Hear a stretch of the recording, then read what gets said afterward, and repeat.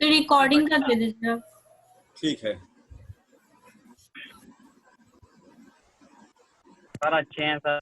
एकदम बढ़िया। फिर हाँ से सर। अच्छे से शुरू किया जाए। हाँ जी, हाँ जी, हाँ जी, बिल्कुल सर। एंशिएंट हिस्ट्री पकड़ लीजिए, है ना, और उधर मॉर्निंग में जाग्राफी। ठीक ठीक सर। हाँ, सब कंप्लीट कर दिया जाएगा पेपर पहले। बिल्कुल sir.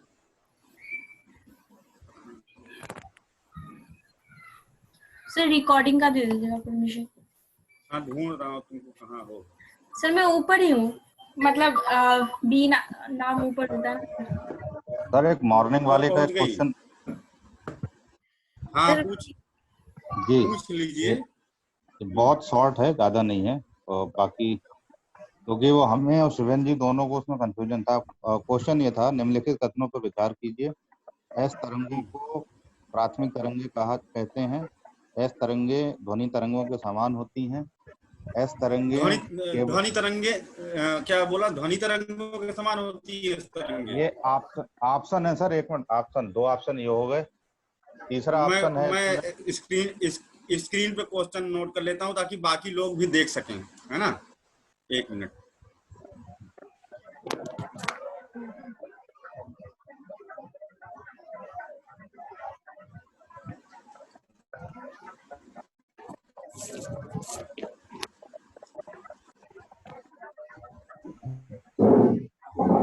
Good evening.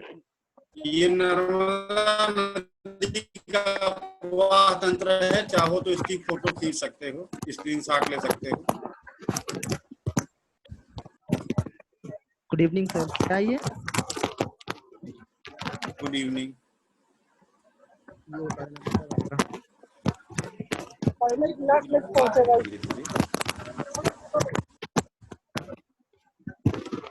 Sir mute कर दीजिए सर सारे का। सब लोग म्यूट हो जाओ।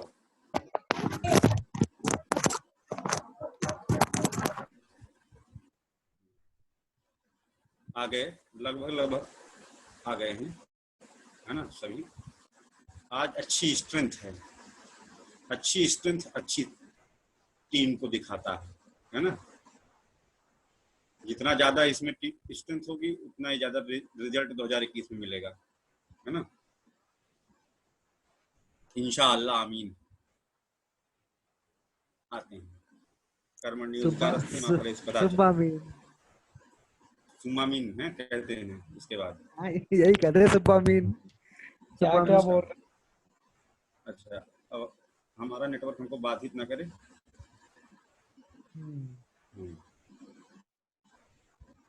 ठीक है, प्रारंभ किया जाए कथा। अच्छा, अब रितुल जी का पहले डाउट सॉल्व कर लिया। देखो, डाउट सॉल्व करने के लिए क्लास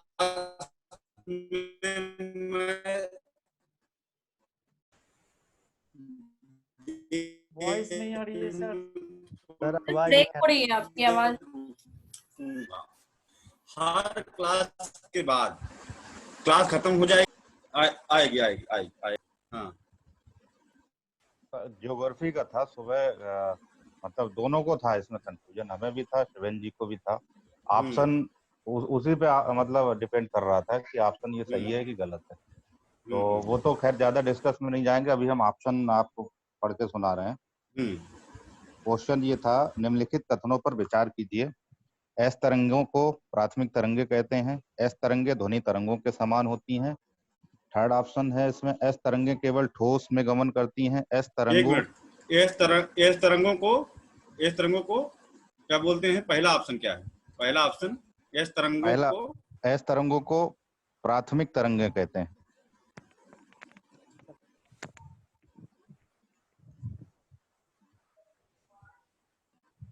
ठीक है। दूसरा है, एस तरंगों को एस तरंगे ध्वनि तरंगों के समान होती हैं।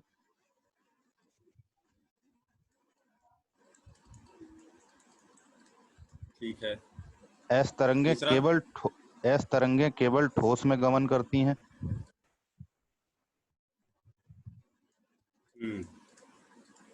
एस तरंगों के आधार पर ही पृथ्वी के आंतरिक भाग के ठोस होने का प्रमाण मिलता है।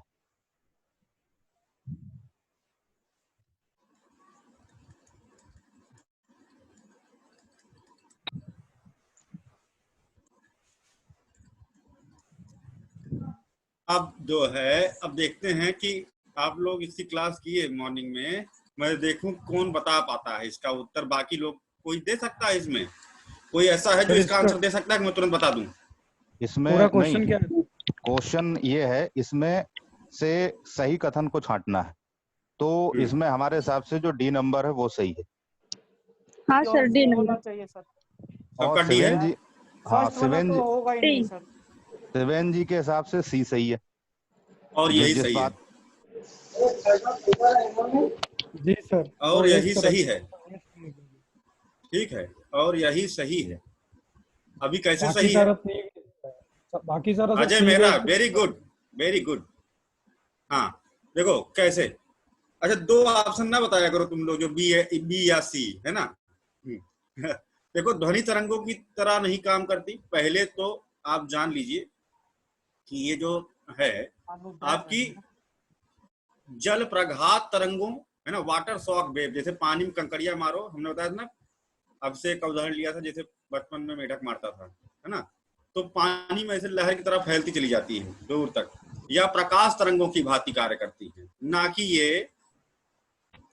ये जो है जैसे अपने ओरिजिन पॉइंट से सभी दिशा में फैलती जाती है।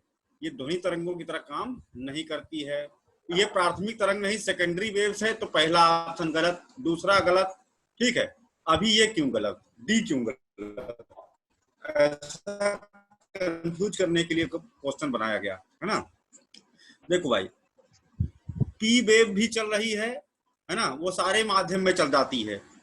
ठोस हो, द्रव हो, गैस हो, तीनों माध्यम में पी तरंगे चल जाती है। लेकिन जैसे ही वो पी तरंगे ठोस से तरल में जाती हैं, है ना, तो उनकी स्पीड आधी कम हो जाती है और वहां पर वो एस तरंगों की भांति व्यवहार करने लगती है। ठीक है, तो अब एस तरंगे क्या है? एस तरंगे ठोस माध्यम में चलती हैं और उसमें तरल माध्यम में चलती ही नहीं है ना। तो जब वो तरल माध्यम में चलती ही नहीं है, और यहाँ पर पी तरंगे भी हैं, पी तरंगे भी तो हैं, है ना, तो पी तरंगे भी ठोस में चल रही हैं और एस तरंगे भी ठोस में चल रही हैं।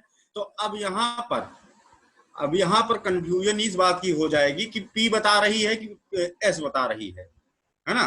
तो यहाँ पर अगर एस तरंग ना हो तो पी तरंग अकेले काम कर सकती है। वो ठोस में गुजरेगी हाई स्पीड से 8 किलोमीटर पर सेकंड से, और फिर स्लो हो जाएगी 4 किलोमीटर पर सेकंड हो जाएगी, है ना। तो अब इससे क्या पता चलता है कि यहाँ तक ठोस है, यहाँ पर द्रव है, तो अंदर ठोस होने का। अब बात पी तरंग अकेले बताने में सक्षम है। दूसरी चीज, पृथ्वी का आंतरिक भाग ठोस कहाँ है ना। इस कथन में लग रहा है कि पृथ्वी के अंदर का पूरा भाग ठोस है, सॉलिड है, जबकि वहां पर मैग्मा की भी स्टेज है, लिक्विड स्टेट भी है ना। तो इस तरह से हम इस कथन को पूर्णतया गलत मानते हैं।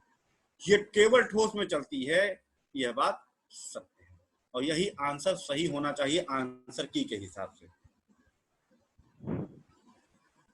आंसर की में आपने देखा था क्या सही है? नहीं, आंसर की में इसका मतलब इसका कोई जब मिला नहीं था, एक ऐसे ही डाला था किसी ने, तो उसी को पिक किया है। तो इसी पे एक डाउट था। नहीं तो लेकिन ठीक है, सर, लेकिन सर अगर ये प्रकाश तरंगों की तरह व्यवहार करता है, तो प्रकाश तरंगें जो होती हैं, कहीं भी अगर ऑब्स्टिकल पड़ जाता है तो वो या तो रिफ्लेक्ट कर जाती हैं, स्कैटर्ड कर जाती हैं।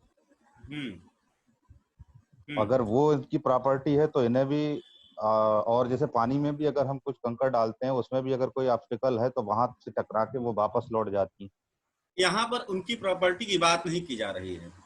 यहाँ पर बात हो रही है कि जैसे ये जहां से ओरिजिनेट हुई, रोशनी ऐसे फैलते चलती है ना, ऐसे दूर जाते जाते फैलते चली जाती है ऐसे फोकस, तो ये इस तरह से चलती हैं, उसकी बाकी प्रॉपर्टी को नहीं फॉलो करती। ये रोशनी टॉर्च है, इससे ऐसे निकली रोशनी, ऐसे फैलती है ना, तो ये बाकी चीजों को नहीं फॉलो करती, किस तरह से चलती है उसको यहाँ पर दिखाया गया है। क्लियर? जी, मतलब पैटर्न उसका फॉलो करती है, पैटर्न फॉलो करती है, बिल्कुल। बस यही थोड़ा एक कंफ्यूजन था। ठीक है, तो आज हम लोग शुरू करते हैं सर, सेकंड क्लास। सर, हाँ हाँ। सर सुनिए, तो इसमें एक डाउट मेरा क्लियर कर दीजिए। इसमें क्या था कि आपने बताया था गोलिथिन लेयर जो होती है वहां पर जब ये पहुंचती है ऐसे वाली तरंगे तो अदृश्य हो जाती हैं। तो ये चीज सही है या अच्छा, मतलब क्या हो जाता है? गलत है ये। हाँ। ऐसा हमने तो नहीं बोला कभी, ऐसा तो हमने नहीं कहा गोलिथिन लेयर में कि ऐसे गुजरती है तो क्या हो जाता है। यहाँ पर क्या है, गोलिथिन लेयर में है ना, ये पहले बहुत तेजी से बढ़ती है और उसके बाद फिर बहुत तेजी से डाउन हो जाती है। गोलिथिन लेयर जहाँ समाप्त होती है, मतलब गोलिथिन मात्र एक ऐसी लेयर है जहां पर पी और एस तरंगों की गति सर्वाधिक होती है, सबसे फास्ट चलती है। ठीक है। गोलिथिन लेयर में ये दोनों ही तरंगे सबसे तेज हो, जैसे गोलिथिन लेयर शुरू होगी वैसे ही इनकी स्पीड सुपर फास्ट, और उसके बाद जैसे ही गोलिथिन लेयर खत्म होगी इनकी रफ्तार बड़ी तेजी से स्लो होना शुरू हो जाती है, क्योंकि डेंस है ना सर गोलिथिन लेयर। हाँ लोअर बहुत मेंटल डेंस से। है। हाँ, सॉलिड स्टेट में सबसे डेंस जगह है ये, और सॉलिड में दोनों तरंगे चलती हैं और डेंसिटी ज्यादा होने पर स्पीड अपने आप बढ़ती है। इस कारण से गोलिथिन लेयर में क्या कहते हैं, ये चीज देखने को मिलती है, जैसे ये मान लीजिए, है ना। और इसी में सर कैप्सूल भी है गोलिथिन लेयर में। वो जो समुद्र बताया था आपने, कैप्सूल गोलिथिन लेयर में ही है। हाँ बिल्कुल, massive ocean found beneath the earth surface, the Hindu, है ना। 4 गुना पानी है एलियन कैप्सूल के अंदर, है ना। रेपेटी असातत्य, ये है आर डिसकंटिन्यूटी, रेपेटी, है ना, डिसकंटिन्यूटी 600 किलोमीटर की गहराई पर, है ना। और ये कौन सा है, 400 से 900 किलोमीटर की गहराई पर ये आपकी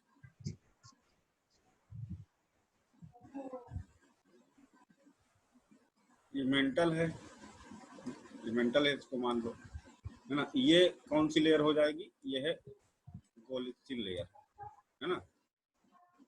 अब यहाँ पर अगर हम एस वेव को दौड़ाएं, टी वेव को दौड़ाएं, यहाँ पर क्या था, इतनी दूर कैसे पता चला, जब एस वेव, है ना, एस वेव यहाँ नहीं चल पाई तो यहाँ से पता चला कि यहाँ लिक्विड है, यानी कि एस तरंगों के माध्यम से और पी तरंगों की गति के डाउन होने के माध्यम से हम ये जान लेते हैं कि अंदर लिक्विड है, ना कि ठोस है।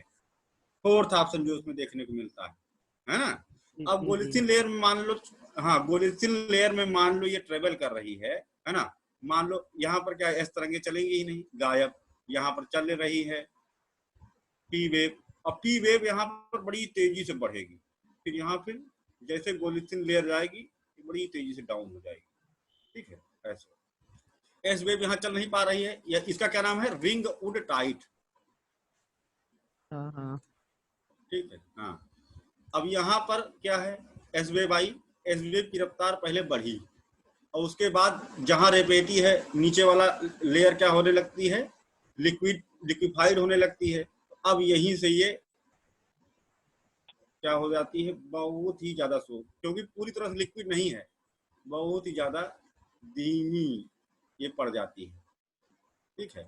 और बहुत स्लो होते होते होते होते होते होते, है ना, ये जहां पर मैग्मा चैम्बर आता है ना, मैग्मा चैम्बर के पास जाकर के खत्म हो जाती है,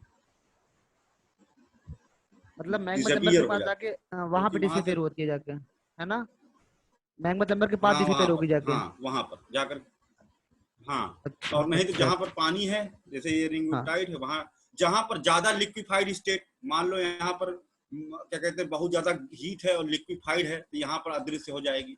ये लिक्विड का पता लगाती है अंदर, ना कि सॉलिड का पता लगा रही है, जो ऑप्शन उसमें फोर्थ दिया गया था, ठीक है। क्लियर? जी जी। बाकी जो डाउट होगा हर क्लास में, ठीक है, हर क्लास में जिनको जिनको डाउट हुआ करेगा, है ना, हम थोड़ी देर रुकेंगे और वही लोग रुके रहे, जिनको जानना हो जा सकते हैं, जो रुकना चाहे रुक सकते हैं, ऐसी कोई बात नहीं। अपने डाउट क्लियरेंस कर सकते हैं हर क्लास में, डेली हम ऐसा रखेंगे। 10 मिनट का सेशन, 5 मिनट का सेशन, जितना डाउट है उसके हिसाब से हम लोग रखेंगे, जिसमें हम अपने डाउट क्लियर करेंगे, ठीक है। और सब कोई को अधिकार होगा, जो भी रुकना चाहे क्या कहते हैं रुक करके अपने डाउट को क्लियर करते चलिए। हर क्लास समझ में आनी चाहिए, सबसे बड़ी बात ये है ना। चलो फिर अभी हम लोग शुरू करते हैं एंशियंट हिस्ट्री की। आज हम लोगों की सेकंड क्लास है और सबसे बड़ी बात है कि कल इस बात का हमको नहीं ध्यान था, रात में हमने देखा कि बुढ़वा मंगल के दिन जो है एंशियंट हिस्ट्री शुरू हुई है ना हम लोगों की। तो ये बहुत अच्छी बात है कि नहीं? कैसा मंगल? कल हम लोगों ने क्या पढ़ा था? बुढ़वा मंगल, ये क्या होता है बड़ा सर? मंगल, हनुमान बड़ा जी का मंगल। दिन। अच्छा, हनुमान जी का बहुत पवित्र, हाँ हनुमान जी का बहुत पवित्र दिन है ना, वो तो जेठ के उस दिन महीने से में शुरू होता है किया बड़ा गया मंगल। है।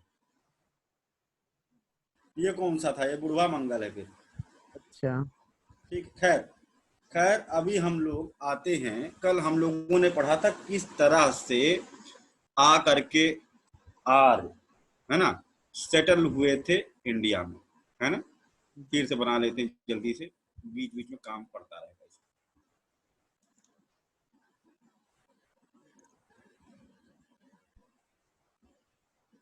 आज पूरा बनाने की जरूरत नहीं पड़ेगी क्योंकि जो माइग्रेशन थियरी थी वो सारे कॉन्सेप्ट सबके क्लियर हो गए थे ना।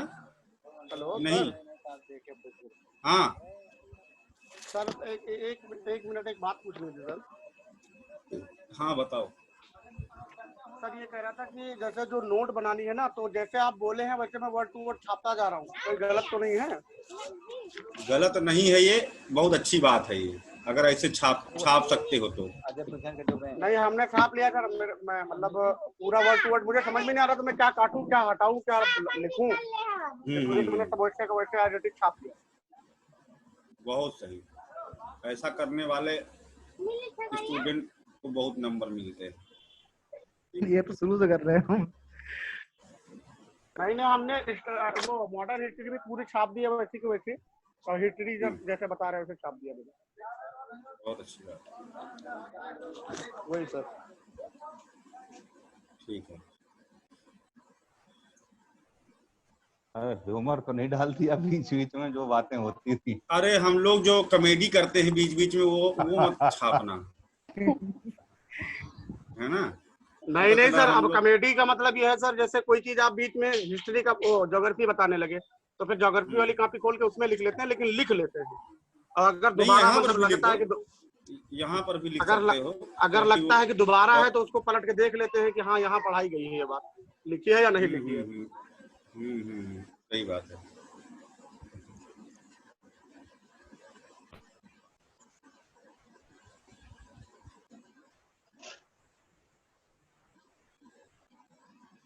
एक प्रश्न और पूछ ले सर, बहुत छोटा सा, यस और नो वाला है। हाँ पूछिए। अरे यार हंस क्यों रहे हो यार? मेरे पूछो, हमें भी आ जाएगा। इसका मतलब इंटरनल जो कोर है वो ज्यादा डेंसर है या गोलित्सिन लेयर? इंटरनल कोर, लेकिन वहां पर एस तरंग नहीं पहुंच पाती है। वो जगह जहां पर एस और पी तरंग दोनों ही फास्ट चल रही हो, है ना। एस तरंग तो वहां बेचारी पहुंच ही नहीं पाती है ना।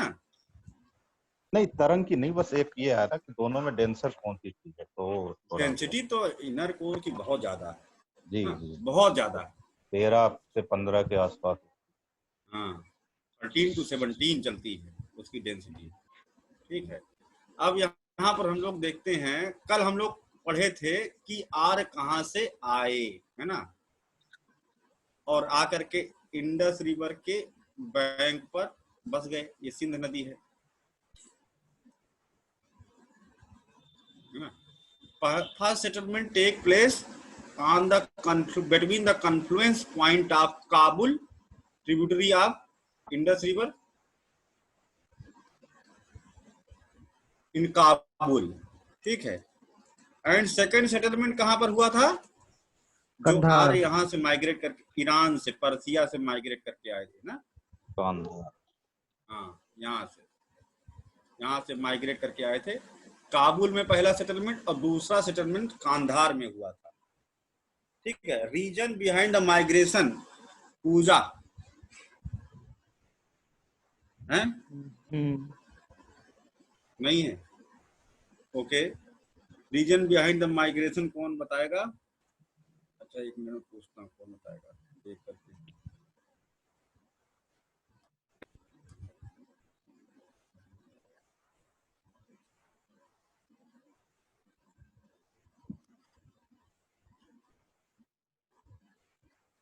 Lakshmi, reason behind the migration of Aryan from Persia toward the Indus valley reason.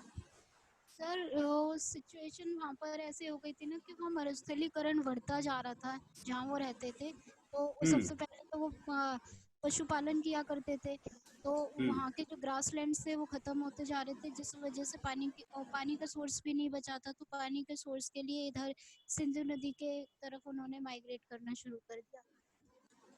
What was the reason behind the desertification of these region?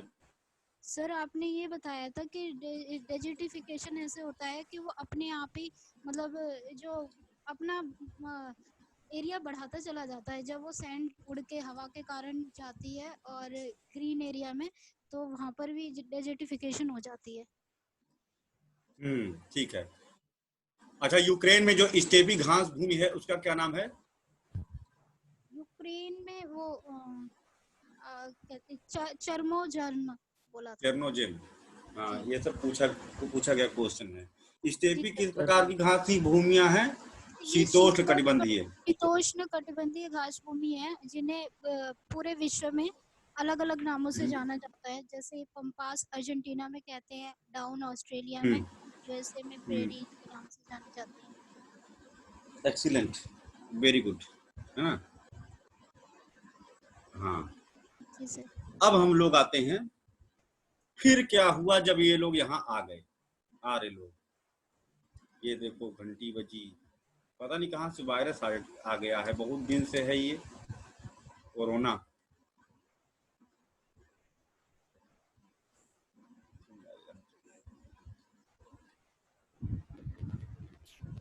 Sir आप पहले कभी इंस्टॉल किए होंगे इसलिए आ रहा है।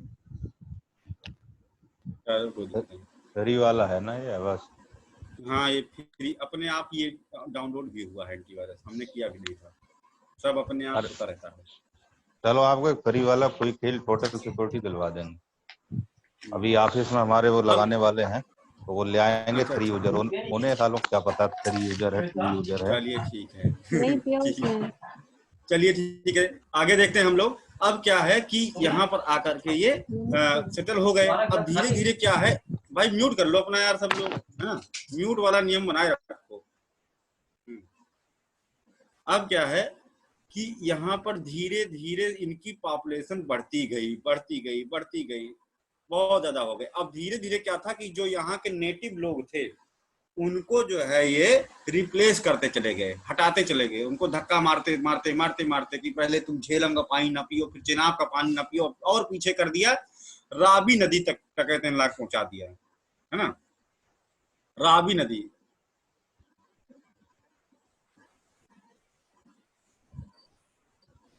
रावी चिनाब की सहायक नदी है ना?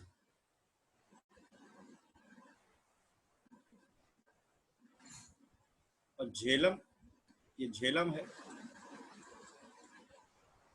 ये क्या है? कल हम नदियों के नाम पढ़े थे ना। झेलम को तब क्या कहते थे एंशिएंट पीरियड में?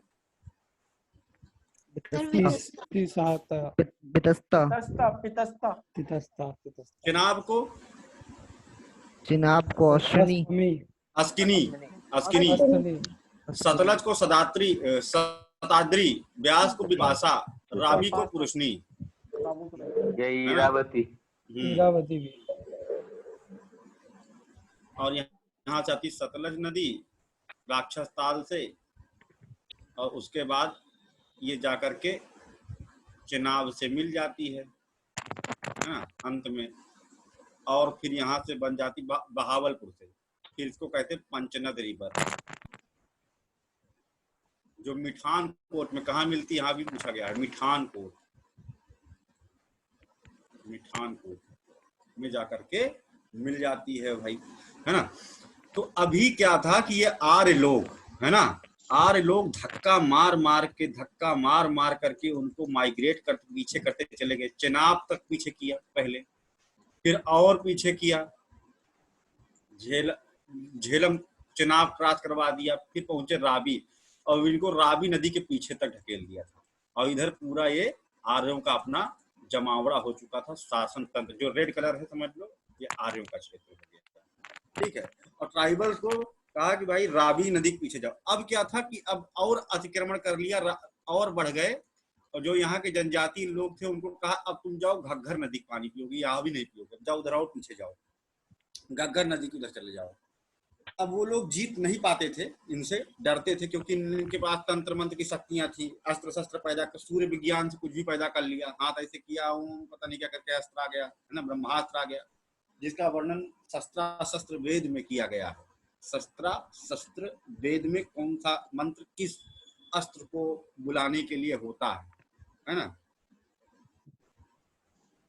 ये उपवेद है, अथर्ववेद का उपवेद है, शस्त्र वेद। ठीक है, अब हम यहाँ पर देखते हैं कि ये तो आगे बेचारे ट्राइबल्स यहाँ पीछे आ गए, है ना। ट्राइबल को बना लेते हैं, कौन सा कलर देते हैं, ये वाला दे देते हैं, बेचारे ट्राइबल्स हैं, इनको खदेड़ दिया यहाँ। ठीक है, कोई बात नहीं, चले आए सीधे लोग, सामना नहीं कर पाते थे ना आर्यों का। अब देखो मैं अपनी कौम की बुराई कर रहा हूँ, क्योंकि जो बुरा है, जो गलत है तो गलत है कि नहीं। अब इधर ट्राइबल, उधर क्या कहते हैं, ये आ गए, क्या नाम है, मेजर कंपोनेंट इनका देखने। बाकी यहाँ भी ट्राइबल थे, लेकिन गुलाम बने हुए, बस छोटे छोटे जो उनकी दास्ता स्वीकार करते हैं। ट्राइबल हेड नहीं रह गया था कोई, बस ऐसे सेवा करने के लिए बना के रखे गए थे, बस जोड़ के रखे गए थे। अब क्या होता है, सब सही चल रहा था। अब एक क्वेश्चन ऐसा जिसमें कई सारे मेंस और प्री के पॉइंट हम लोग पढ़ेंगे, स्टडी करेंगे। ठीक है, मेंस का प्रश्न जो पूछा गया था और प्री के बहुत सारे क्वेश्चन आपको अभी एक छोटी सी कहानी में दिख जाएंगे। मैं कहानी सुनाऊंगा, है ना, और उस कहानी में आपको कम से कम 7 से 8 प्री के क्वेश्चन मिल जाएंगे। ठीक है, मेंस का क्वेश्चन पहले क्या है, impact of war of 10 kings या battle of 10 kings over the socio political and economic condition of India. ठीक है, भारत के सामाजिक, आर्थिक एवं राजनैतिक ढांचे पर दशराग युद्ध का क्या प्रभाव पड़ा, बैटल ऑफ 10 किंग, और इसी से आर्यों का पूरा प्रभुत्व उत्तर भारत में जम गया और उन्होंने ट्राइबल को बड़े पैमाने पर मार दक्षिण भारत तक ही सीमित कर दिया था। बस सर कौन सी बैटल है, प्लीज रिपीट कर दीजिए। बैटल ऑफ 10 किंग्स, 10 राज्य युद्ध। ठीक है, 10 राज्य युद्ध। ठीक है, अब बातें ये युद्ध क्या था भाई, क्यों हुआ था। ठीक है, इधर जो भरत कबीला, मतलब कि आर्यों का उस समय जो कबीला था सबसे बड़ा, ठीक है, उसका नाम था भरत कबीला। ठीक है, भरत कबीला, ये आर्यों का था।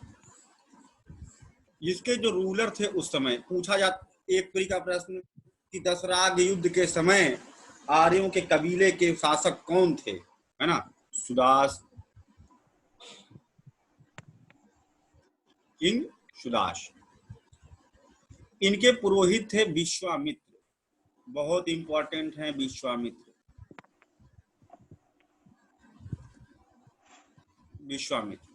ये पुरोहित क्या होता है भाई, ये सबसे ऊंची पोस्ट है पुरोहित। ये राजतंत्र को चलाने के लिए ज्ञान देते हैं, युद्ध की मुहूर्त निकालेंगे, बीच बीच में कर्मकांड कराएंगे, राजा के लड़कों को पढ़ाएंगे। तो गुरु है, राजा के भी गुरु हैं, राजा के बच्चों के भी गुरु हैं पुरोहित जी। सर रामायण वाले विश्वामित्र या दूसरे कोई? विश्वामित्र हर युग में हमेशा आते हैं। विश्वामित्र एक तरह से जैसे इस ग्रुप में हमारे पुरोहित और 2 राजा है, सूर्यवंशी चंद्रवंशी, है ना। राजा कोई नहीं, राजा कोई नहीं है और कोई पुरोहित नहीं भाई। हम लोग जो है क्या कहते हैं, मतलब गुरु शिष्य। पुरोहित थोड़ा अलग टाइप का होता था। ठीक है, पुरोहित थोड़ा अलग टाइप का होता था, है ना। पुरोहित जो है ज्यादा से ज्यादा कर्मकांड कराओ, राजा को खूब पैसा खर्चा कराओ और फिर पंडितों को खूब धन लाभ कराओ, है ना। हम पुरोहित को कह सकते हैं सर लिविंग कॉन्स्टिट्यूशन। हाँ बिल्कुल, मूवेबल कॉन्स्टिट्यूशन। ठीक है भाई। तो अब क्या था कि एक और फेमस ऋषि थे जिनको हाल ही में ब्रह्म ऋषि की उपाधि प्राप्त हुई थी, और जबकि विश्वामित्र भी उस परिचर्चा में गए थे और इनका डिबेट हुआ था वशिष्ठ से। ठीक है, वशिष्ठ को, लेकिन इनके साथ डिबेट करने के बाद वशिष्ठ को विजेता घोषित कर दिया गया। वशिष्ठ के पास एक विशेष गाय थी, है ना, जो शादी में दहेज में इनको प्राप्त हुई थी ब्रह्मा जी से, है ना, गिफ्ट, जिसका नाम था कामधेनु गाय। कामधेनु गाय के कान में आप कुछ भी बोलो, मांगो, वो तुरंत आपको प्रदान कर देती थी। ये शक्तिशाली गाय थी। ब्रह्मा जी तो कुछ तो खास बात रही होगी, है कि नहीं। अब क्या होता है, एक जो फेमस ऋषि का नाम ये विश्वामित्र थे। हाँ, सबसे ज्यादा विख्यात ऋषि यही थे, वशिष्ठ, है ना। और विश्वामित्र बहुत फेमस हुए हैं, बहुत सारे कांड किए हैं एंशिएंट हिस्ट्री में, वो अभी हम बताएंगे। ठीक है, तो अब क्या था कि सुदास ने भी उनको सम्मानित किया सबको। तो विश्वामित्र को ये लग रहा था कि इनके पास जो गाय है उससे चमत्कृत और प्रभावित होकर के ही गलत निर्णय दिया गया इनको ब्रह्म ऋषि की उपाधि, जबकि मैं था इसके लायक, है ना। दो बाबाओं में लड़ाई होती है तो बहुत बड़ा विनाश होता है। देखो, इतिहास में अगर कुछ भी पंगा हुआ एंशिएंट हिस्ट्री में, तो दो कारणों से हुआ है। एक या तो महिला कारण रही है ना, या फिर बाबा कारण रहे। अरे सर, सोच तो मनुष्य की जो आदमी की सोच रही है उसका कारण नहीं बताएंगे, महिला कारण क्यों बता रहे हैं आप। सबसे महिला तो कारण कि महिला शोषण हुआ ना, पुरुषों ने किया, हुआ, लेकिन आदमियों की वजह से हुआ ना, आदमियों की सोच थी ना उस टाइम पे। राम रावण वाला युद्ध सीता की वजह से हुआ, है ना। और उसके बाद क्या कहते हैं, द्रौपदी की वजह से महाभारत का युद्ध हुआ, है ना। नहीं, द्रौपदी का हाल किसकी वजह से हुआ सर? उसके पतियों की वजह से हुआ ना। हम तो कह तो रहा हूँ, क्या कहते हैं, महिलाओं का शोषण हुआ बेचारियों के साथ में, है ना, इसलिए युद्ध होगा ही। किसी का गलत होगा, अन्याय होगा, तो हमारा इंटेंशन कुछ और नहीं था, आप तो गुस्सा होगी। चलो ठीक है। वशिष्ठ के पास जो गाय थी ये चुराने के लिए गए, इनकी गाय चुरा ली। गाय उस समय ब्राह्मणों का सबसे प्रिय होता था, लेकिन क्या था कि वशिष्ठ के चेले जाग गए, उन्होंने विश्वामित्र से युद्ध करने की कोशिश की।